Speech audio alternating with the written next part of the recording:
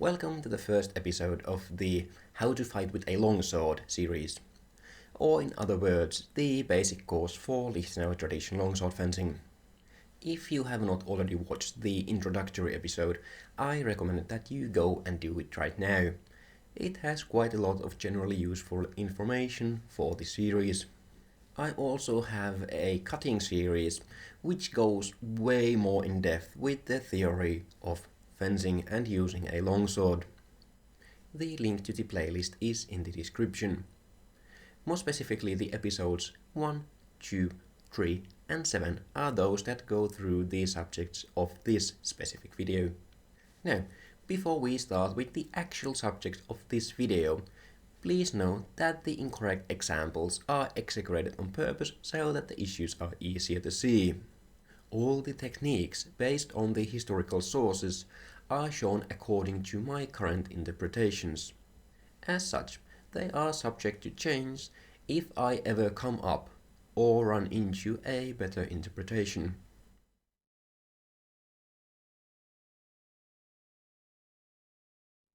Let's start with a proper fencing stance. A good fencing stance has two jobs. It needs to give you a stable platform to use your sword on, and it must allow you to move to any direction you wish to. Start by standing in a good neutral stance with your feet at least shoulder width apart. Then take a good long step with your dominant foot. This step should be roughly as long as your stance is wide. Bend your knees and keep your back straight. Your chest should point roughly 45 degrees to your non-dominant side. Your front foot should point forwards. Your back foot should be angled to the side. Don't have it point straight to the side or straight forwards. The most common issues are standing with straight legs, having your feet in line, and leaning in some direction. This stance works identically with your non-dominant foot forwards.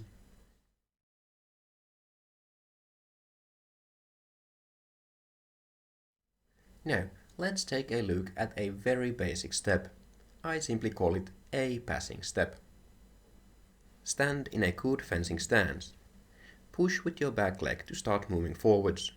As your back foot comes off the ground, start pushing with your grounded leg. Land your foot so that you end up in a good fencing stance. During the step, you want to rotate your grounded foot so that in the end position the foot is angled to the side. Your stance width should be identical to the stance you started from. When landing your foot, make sure that it points in the direction you are going to. If you step so that your foot points outside or inside, it is possible that you twist your ankle or injure your knee. When your foot points in the direction you are moving to, the worst thing that can happen is that you fall forwards. As the first exercise of this series, start in a good fencing stance and then take passing steps one after another. Stop after each step for a moment and make sure that you are standing in a good fencing stance. The most common issue with this exercise is that your head doesn't keep level. You either rise up or go down during the step. Try to keep your head level throughout the exercise.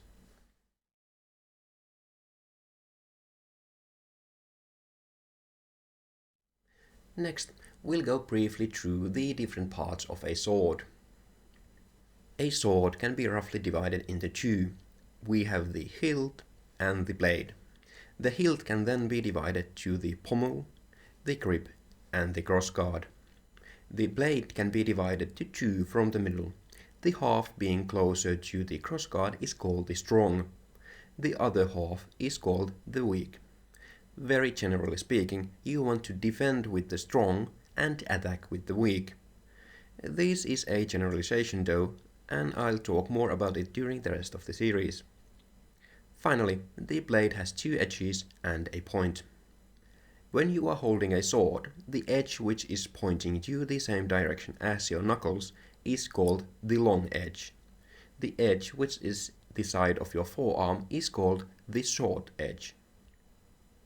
This is in no way a comprehensive list of the different parts of a sword. However, these are the terms you are going to need when talking about fencing.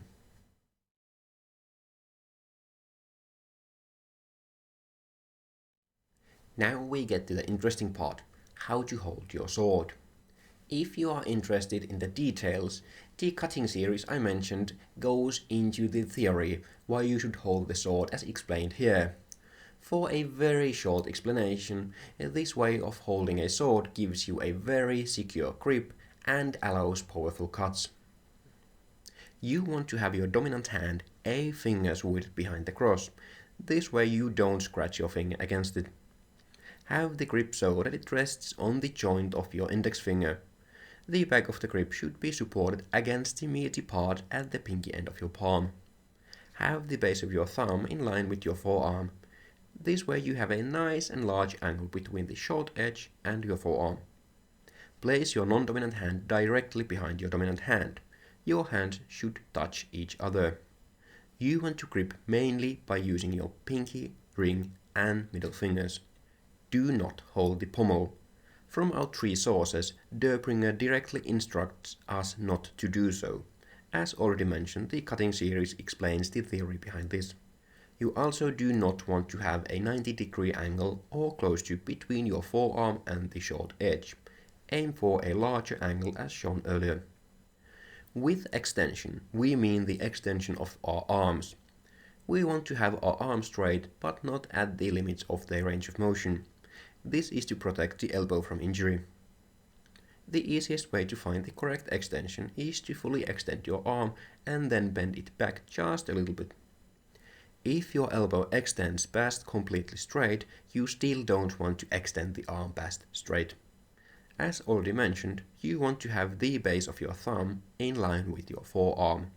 Centering simply means having our hands, or the hilt of the sword, in front of our chest. You can easily find the center line by placing your palms together and moving your hands up and down. You can naturally do the same with a sword. You will naturally have your sword centered if you keep both of your arms correctly extended. A common mistake is to move the sword to the sides with your arms. The sideways motion of the sword doesn't come from your arms, it comes from the rotation around your spine. You do not want to let your hands leave the center. This generally also means that your arms are not correctly centered.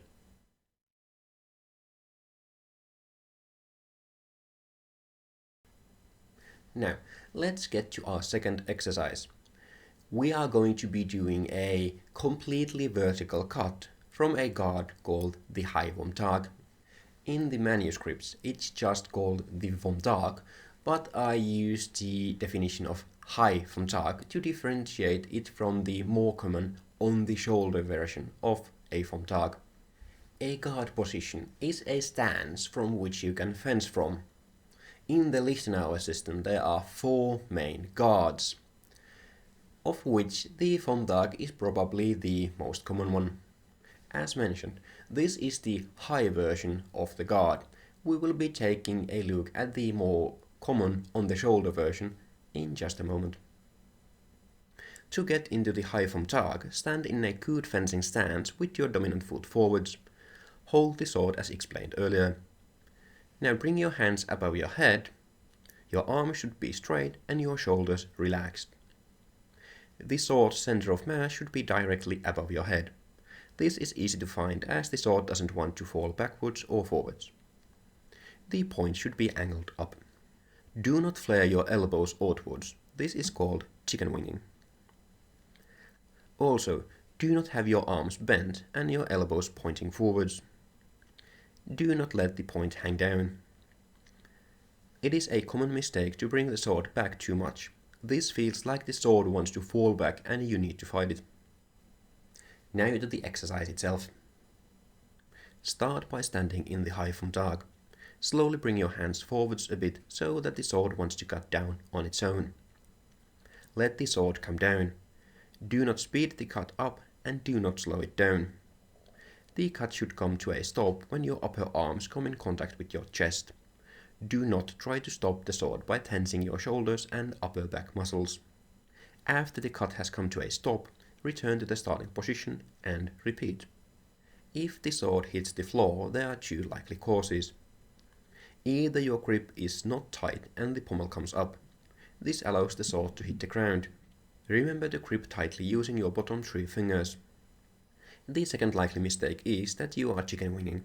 This way your upper arms cannot come into contact with your chest. This can also cause you to hit your stomach with the pommel. In this case, remember to keep your arms properly extended. Next, we start to slowly add power to the cut. Start the cut just like in the previous exercise. Now, just add some power to the cut. Start with relaxed cuts, and as you can do those without hitting the floor, slowly add more power. Remember that you don't want to slow the cut down using your muscles. The cut should come to a stop because your upper arms come in contact with your chest.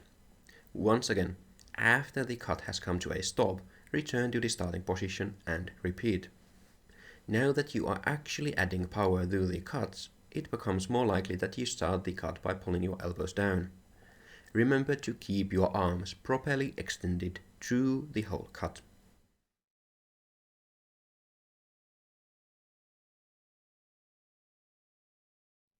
Now we get to the vom Tag on the shoulder. This is probably the most common guard in the Lichtenauer system.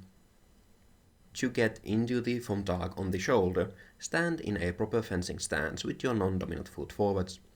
Bring the sword next to your ear. When seen from the side, your hand should hide your ear. The point should be pointing slightly up. Keep your arms and shoulders relaxed. Once again, do not spread your elbows to the side. Remember to keep your hands next to your ear. Don't rest them on your shoulder. Especially don't have the hilt in front of your chest. As with the high vom Tag, don't let the blade hang. And don't bring your elbows forwards. This makes them a target. However, you don't need to try and pull your elbows in. The only thing this does is tire you out. Just keep your shoulders and arms relaxed. You can also stand in a vom Tag on the non-dominant side, but this is not really used in the manuscripts, and in general it is not that useful. If you want to fence from the non-dominant side in a vom Tag, rather use the high vom Tag.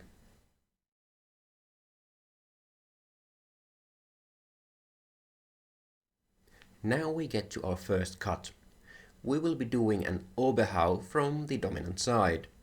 An Oberhau is simply a descending cut with the long edge. To start, stand in a vom Tag but have your dominant foot forwards. This emulates a cut with a passing step without actually taking a step. With the cut, you want to aim at the head or the neck of your imaginary target. You can imagine the cutting angle so that the cut would go in at the shoulder and come out above the hip. Start by extending your arms. Your arm should be properly extended before you hit your imaginary target. At this point, your hand should also be correctly centered. Cut all the way through your imaginary target until your cut comes to a stop because your upper arms come in contact with your chest. The cut is very similar to the completely vertical cut we did earlier. The vertical movement of the sword comes from the rotation of your shoulders. The sideways movement comes from the rotation around your spine. To create this rotation, you want to power the cut from your legs. Your legs rotate your hips, which then rotates your chest. After you have completed the cut, return to the vom Tag and repeat. You want to make sure that the cut is not close to vertical or too close to horizontal. A very common mistake is to aim too low. If you think about cutting to the end position of the cut, it is likely that you extend your arms towards the end position. Instead, you want to aim at the head or the neck of your imaginary opponent. I personally imagine casting a fishing line past my opponent so that I aim above their shoulder and next to the head. Another common issue is that you don't extend your arms properly. This will make the cut shorter. Do not make a push-pull cut. This is when you push with your dominant hand and pull with your non-dominant hand. Your grip should not change during the cut.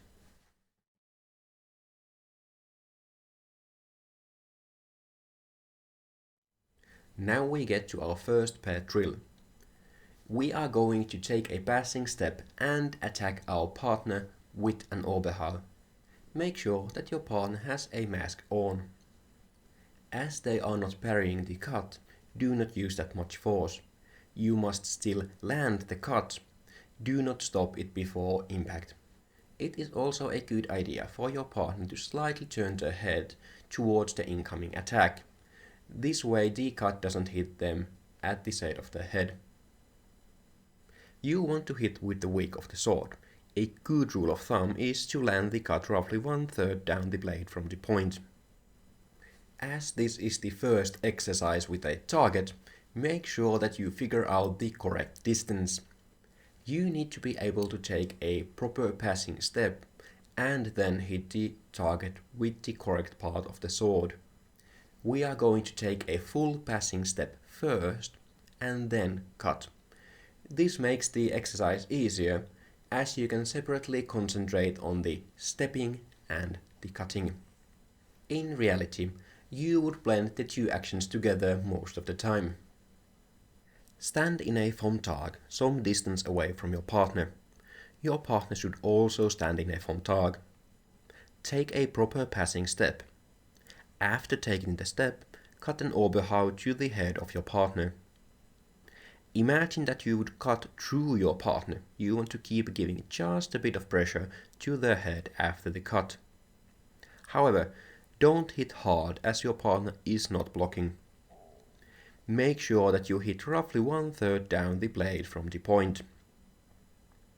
You should not land the cut with just the tip of the sword or with the strong. You also should not need to lean to land the cut with the correct part of the blade. As already mentioned, you want to keep pressing against the target for a moment after landing the hit. Don't just tap your partner and pull the sword away.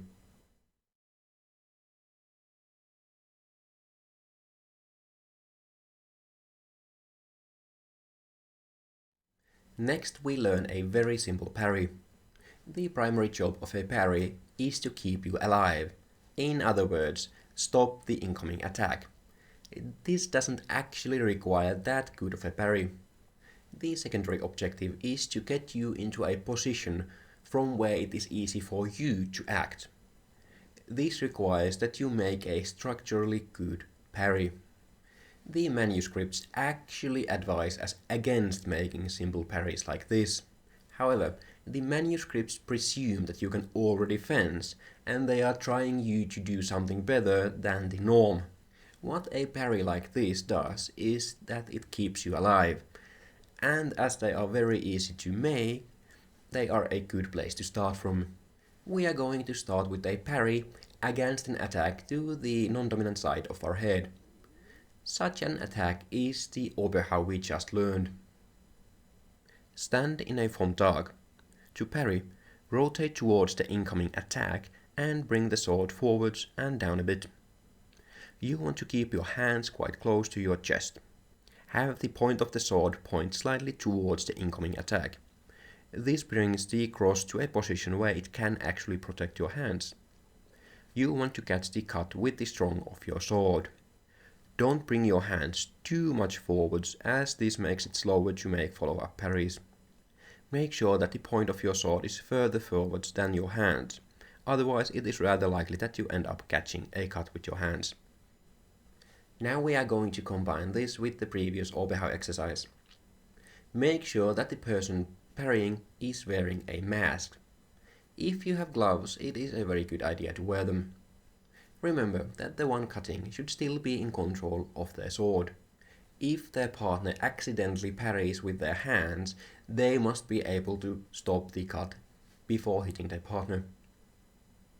Both fencers stand in Frontag facing each other at a distance suitable for an Oberhau with a passing step. The coach cuts at the trainee's head just like in the previous exercise. The trainee parries the cut as just explained. You should start slowly and add more speed and force to the cut as the trainee gets more comfortable with the parry. It is now possible to cut with a bit more force as the cut is actually getting parried. However, Be mindful of the trainee's fingers and make sure not to hit them. After the parry, both fencers return to the start position and repeat the exercise. After the trainee can properly parry, they should sometimes not parry. In this case, the coach should land a proper cut to their head. In exercises like these, it is common that the coach starts to play into the exercise and stops doing proper cuts. This can happen even with advanced students, so it is a good idea to have a check like this. Simply do not parry once in a 5 repetitions or so to make sure that the coach is still cutting properly.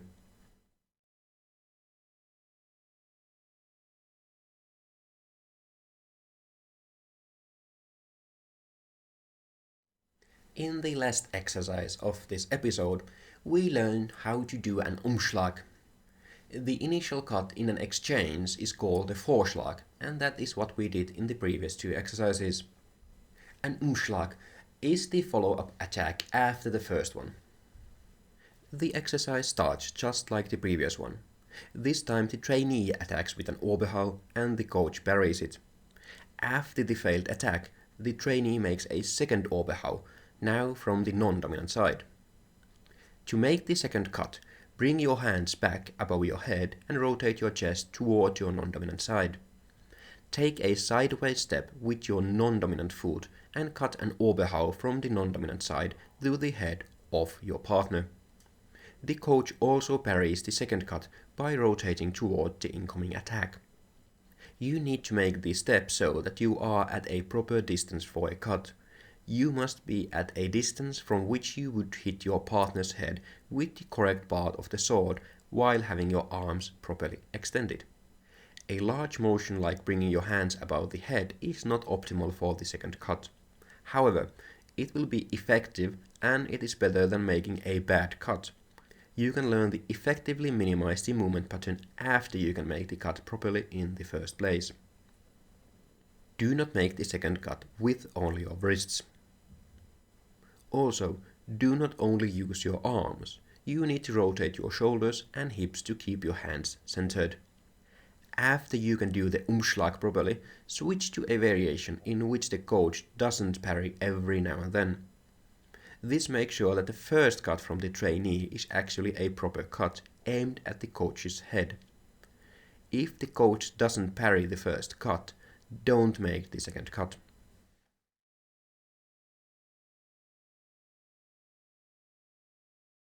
Before we get into the recap, go and tap that like button and subscribe if you haven't already. Remember that safety is your number 1 priority.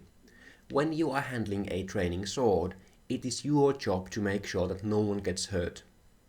In a good fencing stance, you want to have your knees bent, your back straight, and your feet at least shoulder width apart. When taking a passing step, you want to end up in a good fencing stance. For a good grip on the sword, have your hands back to back and don't hold the pommel. You also want to have a greater than 90-degree angle between your forearm and the short edge. In a high vom Tag, have your arms straight above your head. In an on the shoulder vom Tag, have your hands next to your ear. In both versions, have your arms and shoulders relaxed. When cutting an Oberhau, aim for the head or the neck of your opponent. You want the angle to be such that if the cut went in from the shoulder, it would come out above the hip. When cutting, you want to have your arms properly extended and centered before hitting your target. You want to land the hit roughly 1/3 down the blade from the point. When parrying, you want to have your hand centered and the point of the sword pointing slightly towards the incoming attack. You want to catch the incoming attack with the strong of the sword.